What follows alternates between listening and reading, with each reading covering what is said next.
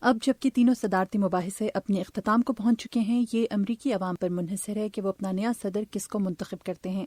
Hillary Clinton اور Donald Trump کے شدید نظریاتی اختلافات اور بھرپور انتخابی مہم کے بعد امریکہ کے نئے صدر کو عوام کے سامنے چند وضاحتوں کے لیے تیار رہنا ہوگا۔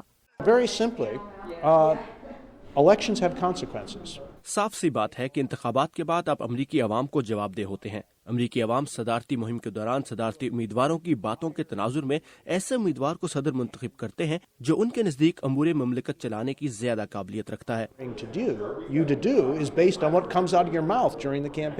بل گالسٹن سابق صدر بل کلنٹن کے مشیر رہ چکے ہیں اور کہتے ہیں کہ اگر ڈونلڈ ٹرمپ امریکہ کے صدر منتخب ہوئے تو انہیں میکسیکو کی سرحد پر دیوار کھڑی کرنے کی درست لاگت بتانا پڑے گی۔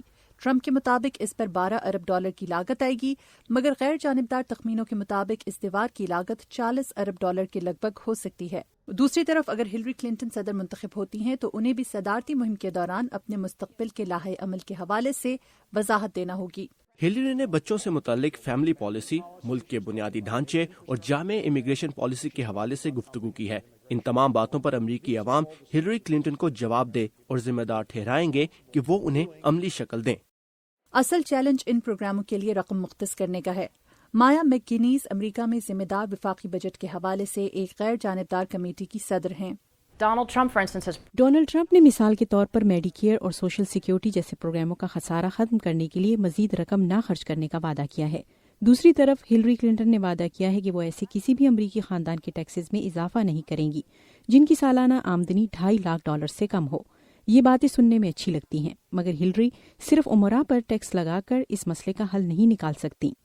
مایا کا کہنا ہے کہ اگلے امریکی صدر کو سست معاشی نمو اور جاب مارکیٹ کا سامنا کرنا ہوگا، مگر امریکہ میں کم اجرت اور معاشی عدم مساوات جیسے مسائل سے ہٹ کر نئے امریکی صدر کے لیے سب سے بڑا معاشی چیلنج امریکہ کو درپیش قرضوں کا بحران ہوگا، جس میں مسلسل اضافہ ہو رہا ہے اور جو رواں برس کے آخر تک $20 ٹریلین تک پہنچ جائے گا۔ ہلری کلنٹن سٹیٹس کو برقرار رکھنا چاہیں گی، جبکہ ڈونلڈ ٹرمپ اسے بدتر بنا دیں گے۔ ہلری اس معاملے میں ڈونلڈ ٹرمپ سے بہت آگے دکھائی دیتی ہیں، مگر دونوں امیدواروں کی جانب سے معیشت کی بہتری کا کوئی ایسا پلان نہیں جو ہم دیکھنا چاہتے ہیں۔